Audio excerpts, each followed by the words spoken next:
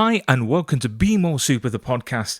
I'm your host Brian, and this week we've got a little interview by an 80s iconic film star, Mr. Steve Guttenberg. Yes, good old star of Three Men and a Baby, Police Academy, Short Circuit, Cocoon and many others. So this is part one of the interview, and then we're going to catch up with him in a few weeks' time because he had only a limited amount of time to chat to us for the episode. So have a listen, like, subscribe and share, and that way you won't miss out on part two. And of course, this episode is brought to you by the lovely people at Prop Store of London. So check out their website, propstore.com. So sit back, relax and enjoy part one of the interview with the iconic actor Steve Guttenberg. Welcome to Be More Super, the podcast. Up in the sky, it's a bird. It's a plane. It's Superman. An action-packed podcast where we'll discuss all things entertainment. You're the answer to Are We Alone in the Universe? Conventions, prop collecting, cosplay, interviews, reviews, and so much more.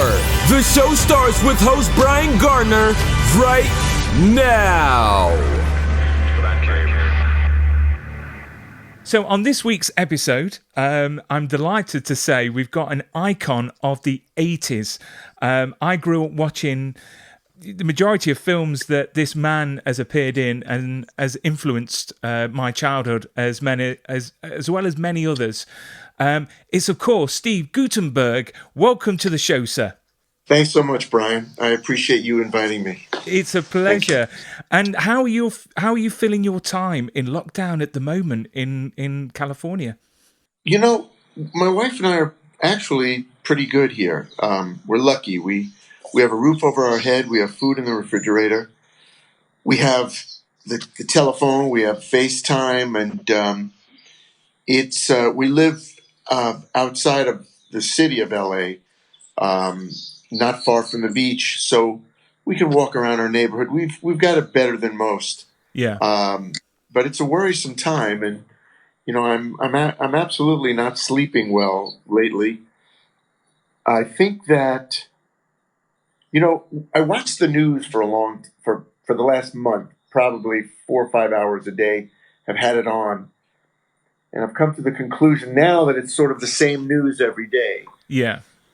And so I've tried to wean myself off the news because it's I think it's had an effect on me. It definitely gets you down. I mean, I've noticed that every day, you know, it's just bad news all the time. And yeah, as you said, it affects your sleep. My wife works on the front line, so do I. So we're seeing it every single day. And obviously for our kids, it's not great to have the news on. We try and shield them from the effect, but going forwards, you know, the generations that we've got now, all the kids, you know, it's going to affect them in the future, and we've just got to be strong. We're all in this together. What do you and your wife do on the front line? So my wife is a nurse, and I'm a manager in a big supermarket. So I'm literally surrounded by thousands of people that just don't get social distancing. That don't get, you know, we're trying to restrict them to one person per household, per trolley, and they're just not getting it at all. And it's shocking and very, very frustrating, to be fair, because the cure is within ourselves. You know, if we social distance, if we clean our hands, if we respect each other, you know, this virus, you know, will die away. It's down, you know, it's in our hands, basically. I'm surprised too. I have some friends who are getting together with other friends. Yeah. And I can't believe they're doing it. I know. And you know, you see, and here in California, about a week ago, the beaches were packed. Yeah. And we all know the rules. You know, it's sort of like a stop sign. You know, you drive and you have to stop at a stop sign. Yep. Now, there are those people who say, well, if there's nobody around, I'm not going to stop at the stop sign. So there are the same people that say, well, you know, I'm okay. I'm not going to touch anybody. You know, I can go to the beach. I can get together with my friends. I know them. They know me. But these are the rules. Yeah. And why wouldn't you just follow the rules to help us all? Even the chances of anybody getting the virus are small. Yeah. But somebody's going to get it. So why not follow the rules? So I see, I know when you see people, I'm sure, with the trolley in the grocery store, you say, and they're congregating, or there's more than one person. Why are you breaking the rules? This is serious. Yeah, and what gets me is the parents that bring the kids out, and it's like a family outing. And my small girls, they haven't been out shopping. They've been out for their exercise once a day. All the schools are closed, so they're climbing the walls at the moment. But it's shocking.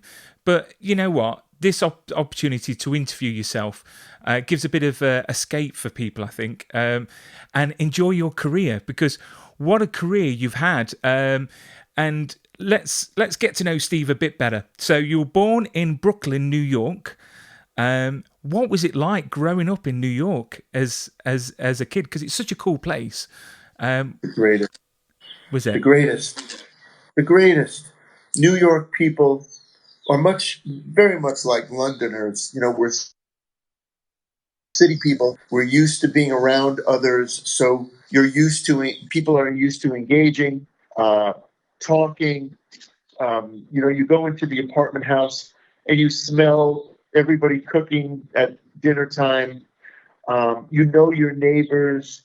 You call your neighbors aunt and uncle if they live next door. I miss New York very much. I miss the humidity. I miss those summer nights. I miss the winter. I'm an extreme heat and extreme cold guy, so I don't mind the cold. We moved out here because my parents moved to Phoenix, Arizona. Yeah. So we moved from New York to be closer to them. We weren't ready to move to Phoenix yet, but growing up in New York, it's a tough place, so you have a tougher exterior.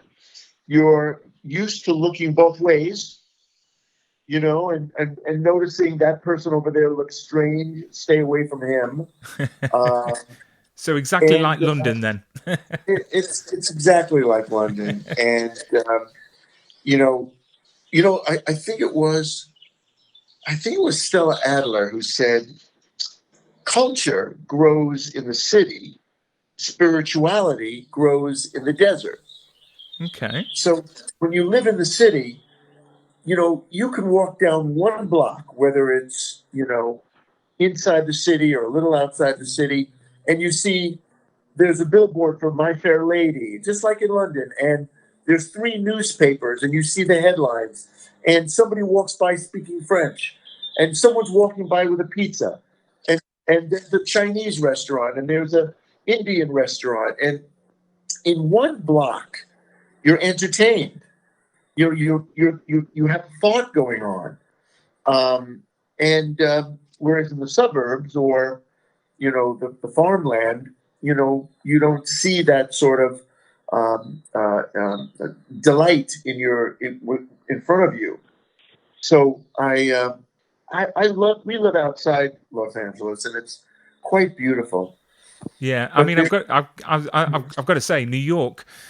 People say it's very much like London, where people keep themselves to themselves, but they're one of the friendliest people, New Yorkers. They really, really are.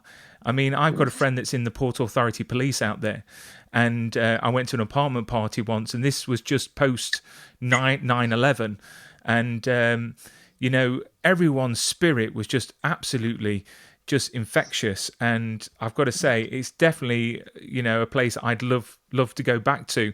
I've been there quite a few times.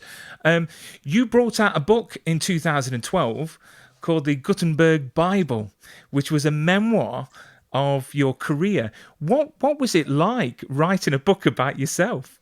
It was painful at times, lots of my memories were, I left my home and I went out to California, which most actors do. They grow up in very few actors grow up in LA or California. If you're lucky to, great. But lots of us come from other places. So you leave your family, you come out here to this, LA is a great town, like any city. They're all great. Yeah. But every city has its joke, right? New York is, are you allowed to curse on this? Of course you can. Of course you can. You could do whatever you want, Steve. Okay. In New York, you go, how you doing? He goes, what the fuck is it for you? You have a fucking problem with it? Yeah. And in LA, you could say to somebody, I'm on fire. And they'll say, and how does that pertain to me? LA can be a plastic place. Yeah. And people are surprised when you knock on their door just to say hi. Whereas in London or New York, you knock on their door, they go, oh man, I'm so glad you came by. I was just brushing my teeth. Come in, I'll put on a pot of tea. Yeah. Same in New York. But I found LA to be, it's been very good to me. And it's made my life, my family's life, my friends' lives extraordinary, because we've been able to share. The best thing about being famous is sharing it. And, LA gave me great opportunities for my family and my friends to share in incredible experiences. And I had a lot of fun here, as a young single guy. I got my first job at 17, and I got my first starring role at 20 in Can't Stop the Music with the Village People. Yeah. So, if you're famous, things are a lot easier. Everything's a lot easier. So I had a pretty good time, I mean, looking at your book, there's a bit in that book that I'm quite amazed at, because looking at the work that you've done, apparently you had an agent, and this, I suppose, shows how cruel the industry can be. The agent apparently said, forget being an actor. You don't have the look, you don't have the talent, and your name is ridiculous. How did that make you feel, and what did you do afterwards? I mean, that's a bit harsh. It's funny. I was 17 when he said that to me. Yeah. And Gesundheit. And I didn't hear a word. When you believe in yourself and somebody says something disparaging about you, you just know they're wrong. Yeah. He was right to say, I don't have the look, I don't have the name, I don't have the talent, but you can acquire all those things by, if you wanted to change your name, you can learn how to act, and you can diet and work out, and make sure that you look great.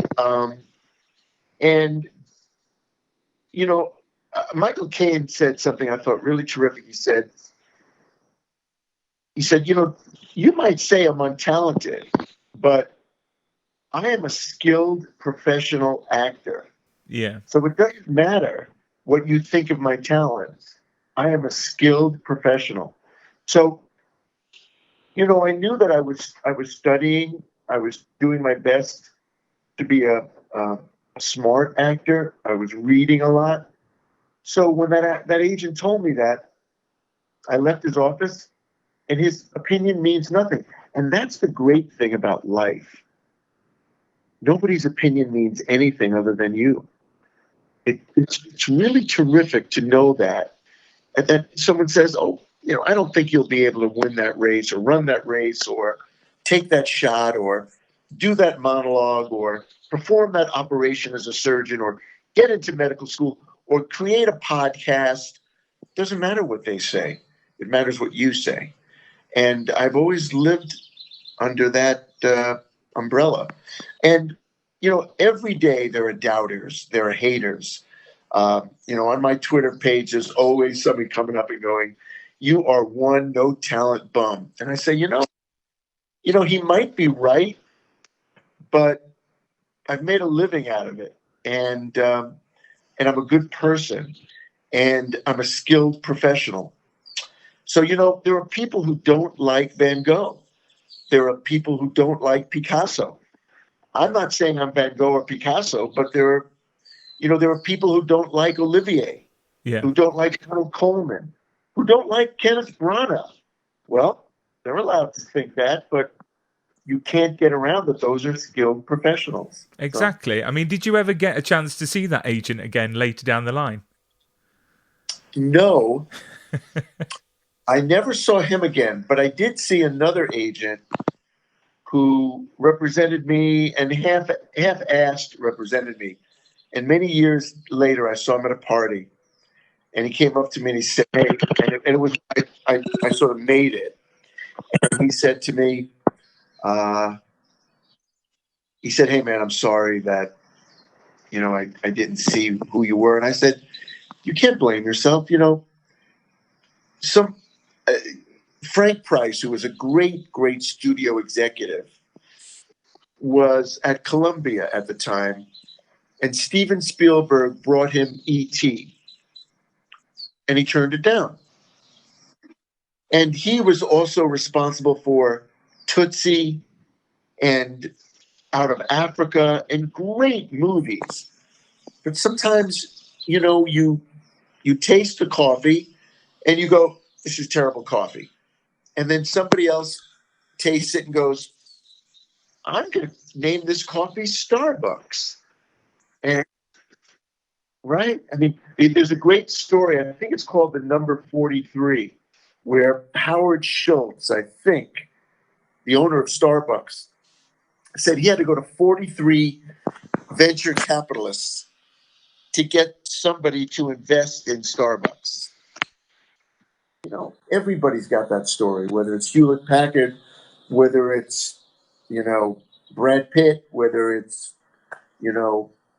Steven Spielberg. There's always people who say, nah.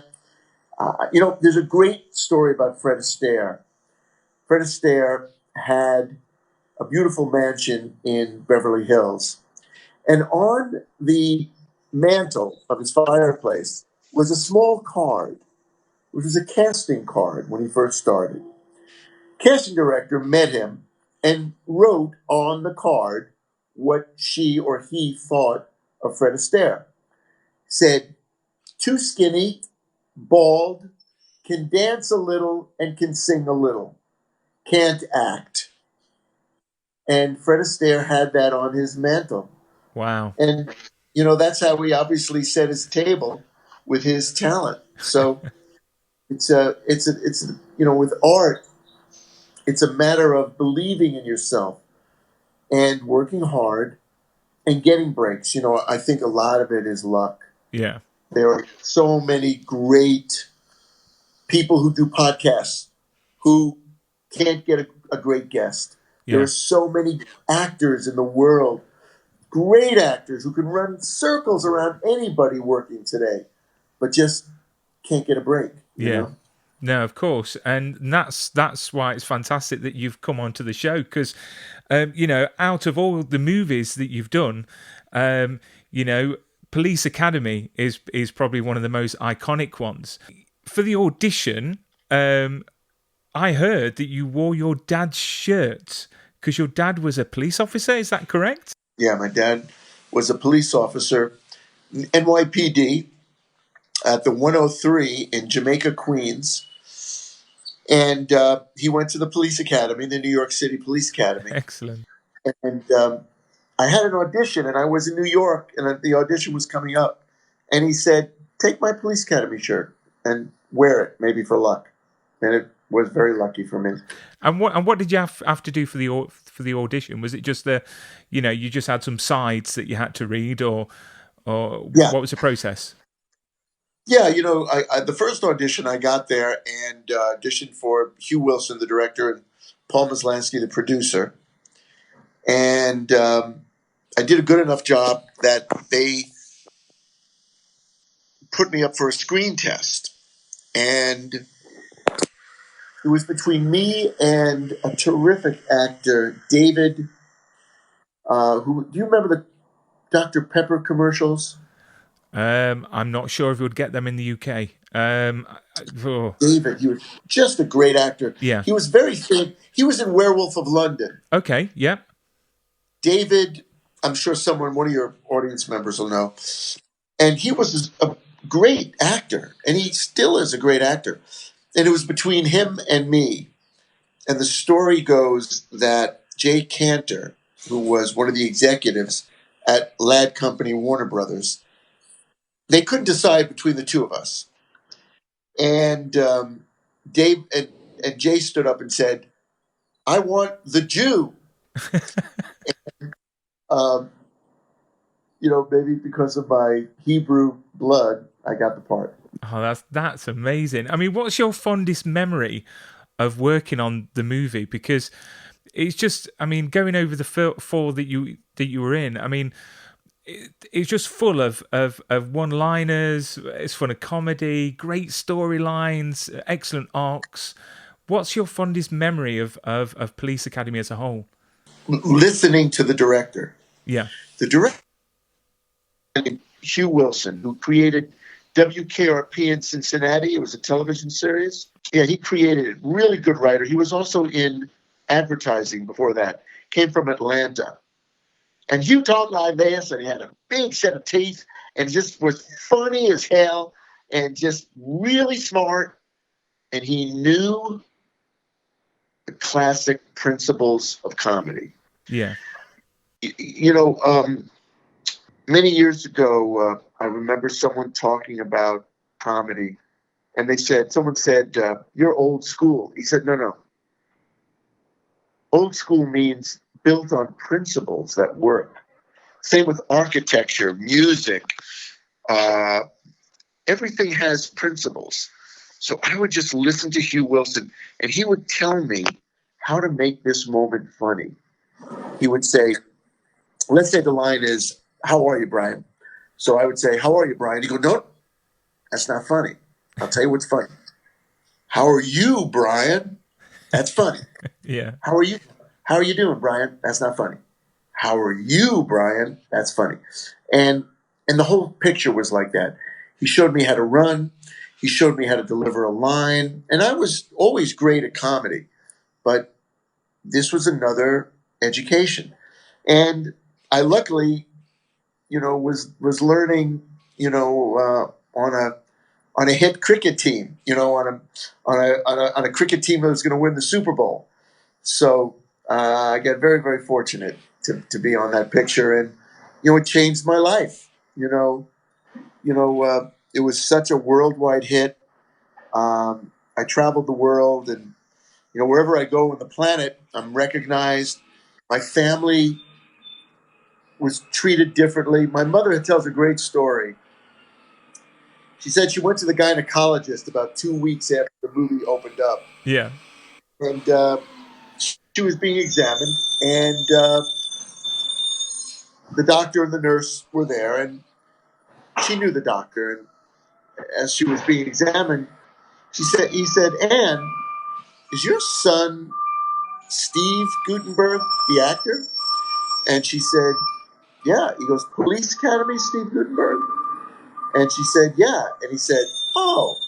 And he's examining her and says, "So that's where Steve Guttenberg came from." Oh, no. And, everybody in my family got treated special. When you get that kind of fame, it's terrific for everybody. You get your parents get the best tables at the restaurant. And Yeah. you get all the free clothing and free everything, trips, places. And Wow. it really changed my life. So Police Academy was one of the movies that really changed my zip code, It really changed a friend of mine as well. I've got a friend called Chalky. His name's Chalky, and when I told him that I was interviewing you, he went crazy, to be fair. And he wanted me to tell you something. I've got it written down here because he posted it. He said, "Mahoney's story arc in particular means so much to me and my childhood.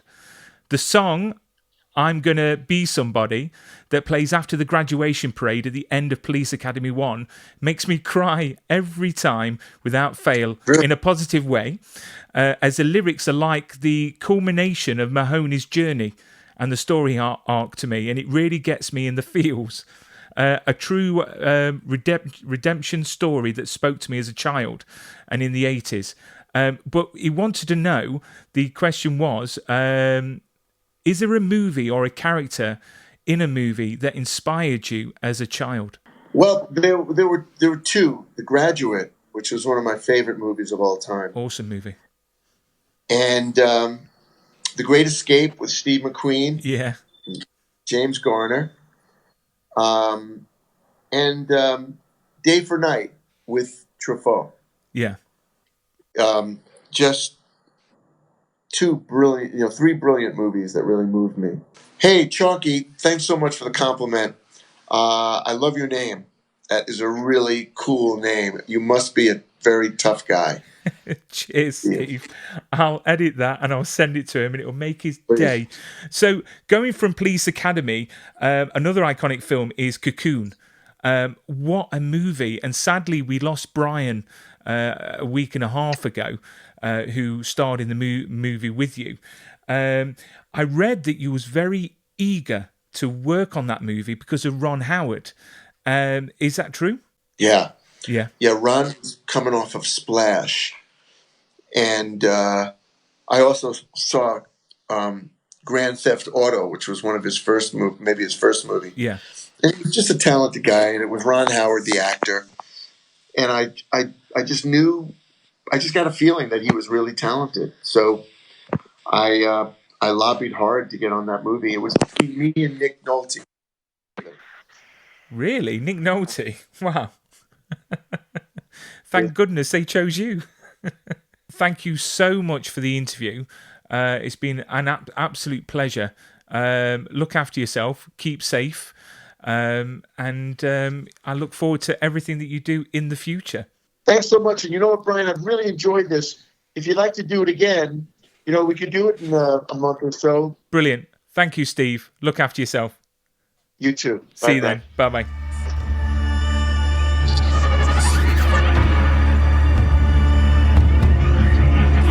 You've been listening to Be More Super, the podcast. It was kind of a crazy, fun experience. I love the show, guys. You're awesome. Listen, my whole family loves it, man. If you enjoyed this episode, be sure to hit the subscribe button and share with your super friends. In my world, it means hope.